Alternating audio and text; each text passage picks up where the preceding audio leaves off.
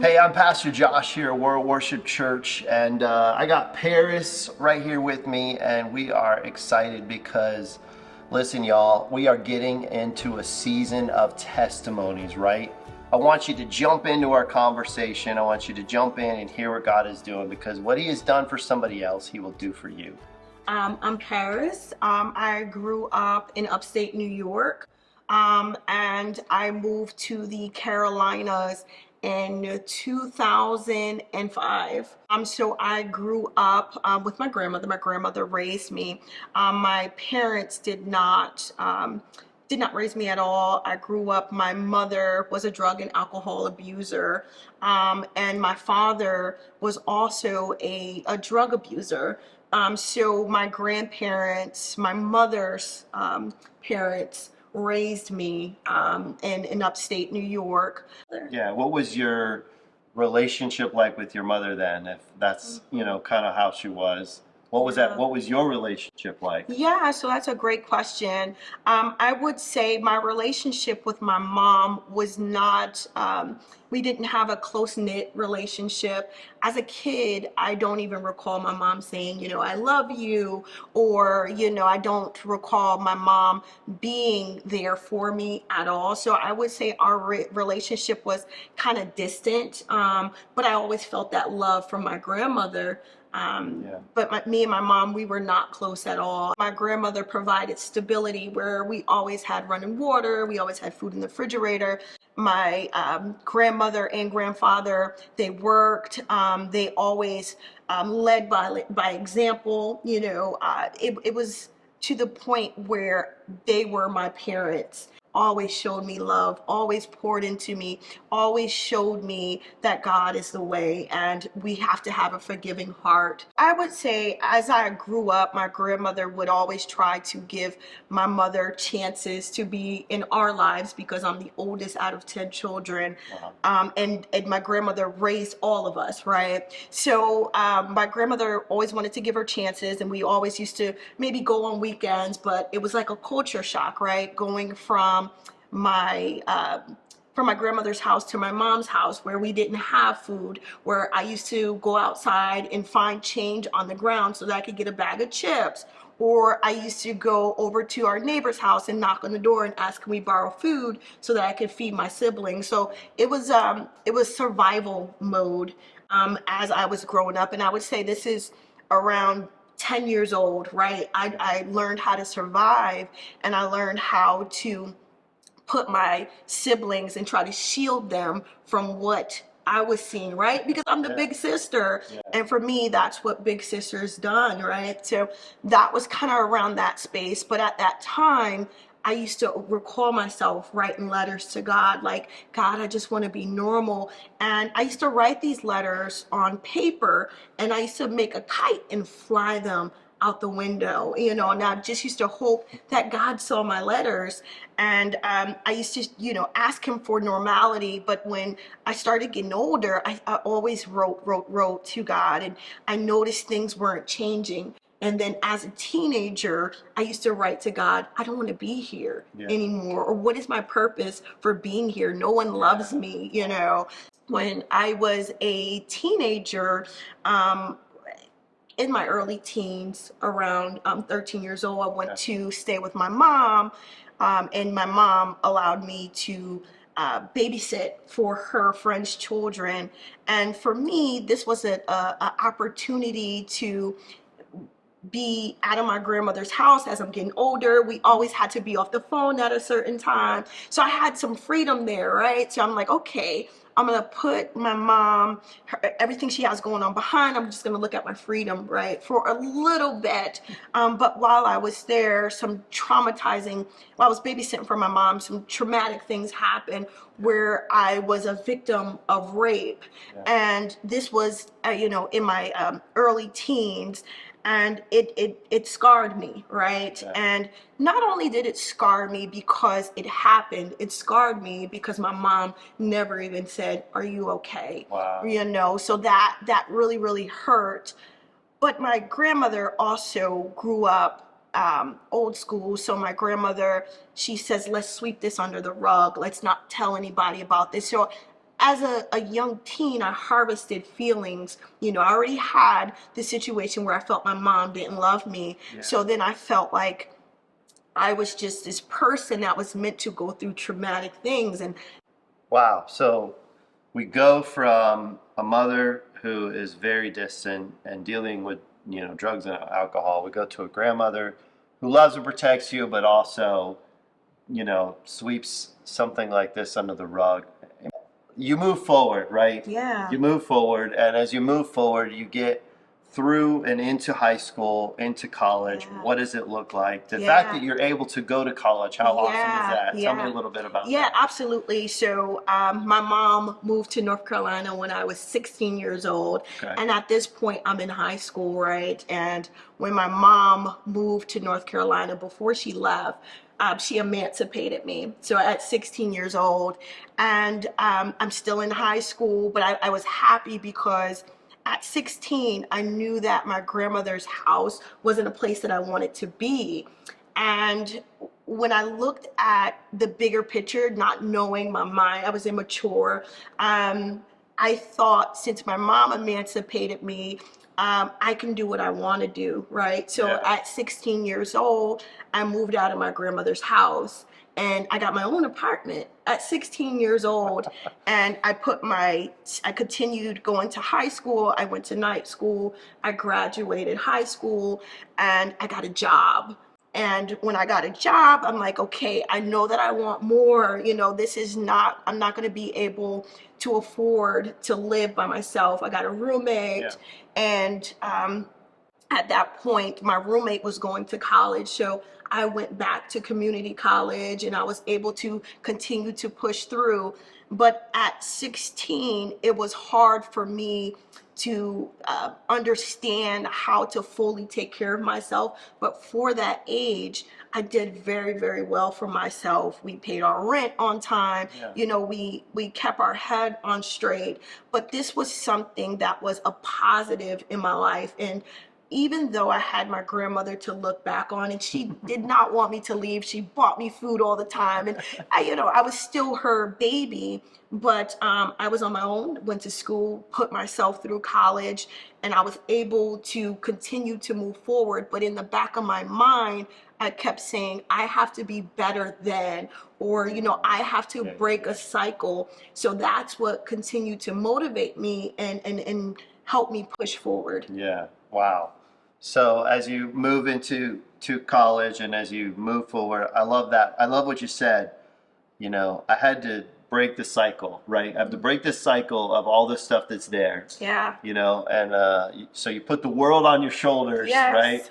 And you start moving forward. What happens next? Yeah, so it's so funny, I move forward, I'm able to grow into this young adult, and I would say I knew God because I was raised knowing who God was, but I strayed away from the churches. My lifestyle was solely work, work, work, work, work, school, school, school, school, school. Yeah. However, I got myself into a situation where I went to a party, and when I went to that party, at this point I'm in my older teens. I went to a party and I knew that I was not supposed to be drinking, right? Mm-hmm. It just wasn't something I was accustomed to, and I knew I wanted to shy away from that, but I did it anyway just to fit into the crowd.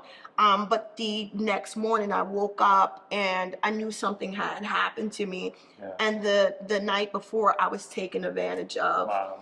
And I found out, and I just was devastated. Here I am, this happens to me again. But not only does it happen to me again, I got a baby, I'm pregnant. I felt like I did not belong. I kept identifying with the thoughts that I didn't want to be here anymore, that life was just not meant for me to live, that traumatic things will continue to present themselves in my life. I used to replay in my mind, you are just a bad person, you were not supposed to be here. And I replayed that in my mind because several times, my mom used to tell me that as a kid, like, I shouldn't have had you. But my grandmother had a tough conversation with me, and she says, you love that child. That's your child, regardless of the situation. You be there for her. She didn't ask to be brought into this world. She had a tough conversation. And then she says to me, and I remember this clear as day, God gives you children as a blessing. This is a blessing to you. And to me, I was like, man, I looked at this as a burden. She helped change my mind, and I started to look at her and be thankful, because here's a chance for me to be a better mom. My grandmother says, hey, why don't you go give your mom another shot? She's getting her life together. So I agreed with my grandmother. All right, I'm gonna pack up and I'm gonna take my baby and I'm gonna move to North Carolina. So I packed my car and I'm on my way to North Carolina with my kid. So staying with my mom for 2 weeks, my mom, I told her, I said, hey, listen, I don't want my daughter around this type of environment. And to her, that was back talking, or was, belittling her. So my mom, she then, she did the unthinkable. She broke a mirror, and when she broke the mirror, she like cut herself, and she called the cops on me. And she says, well, you don't need to be here anymore. But she's bleeding everywhere. And I'm like, I don't have anywhere to go, The cops get there and they say, all right, you have not been a resident here for 30 days. And unfortunately, you have to leave. They knew that I wouldn't harm her because I'm sane at this point, right? So I had nowhere to go. But the interesting thing about that is, within the 2 weeks that I had been there, my grandmother had told me she was diagnosed with cancer. Oh, wow. So here it is. I'm in a new state. The person who loved me forever and ever is now diagnosed with this illness. Yeah. So I took my child and I got my car, and I just said, this is going to be home for a while. Wow. You're now living in your car. Mm-hmm. With your baby. Yeah. How old is your baby at this point? She's not even 1, right? She's like months, right? So it was tough. I went to gas stations in different places, and I had to steal from gas stations to feed my child, right? When I knew she needed Enfamil or formula, I had to give her whole milk, because that's all I can get. Had to move place to place. I used to go to sleep, or try to sleep. In my mind, I never slept, right? With myself covering my daughter like this, because I'm in unknown territory. I'm from New York. I'm in North Carolina. I don't know where I'm at, It was tough. Yeah. It was really, really tough. When did you ever hit, maybe you didn't, but did you ever hit a breaking point? I did. And what did it look like, and what happened? So I hit a breaking point where I knew that my resources, people were starting to catch on to me at these gas stations, right? And I didn't have money to move my car again. But the only person that I could lean on was God. Yeah. And at this moment, like I said, as a kid, I used to write these letters, and I used to always write to him, and I knew that he was real, but I had a real conversation. I don't want to be a statistic, and I'm screaming all of this stuff out, yeah. And I'm talking over myself, but I'm also talking over my child, right? But I'm having a conversation with the person that I wanted to be there for me, that I knew was going to be there for me, which was God. And I try to build the courage up to do something different. I parked my car, and when I parked my car, there was a company close by where I parked my car. And I walked to the company with my daughter. And when I walked in, the receptionist was there. And I told the receptionist my story, and I'm holding, but mid-sentence kind of, she stopped me and she says, hold on, I'm going to go get the director. Yeah. But while she's going back to get the director, I was praying, right? And I'm asking God, just help me, look over me, just Yeah. praying, and as she comes back with the director tells her to hold my daughter. And, I go to the back with the director. And the first thing the director says to me is, "You reek," right?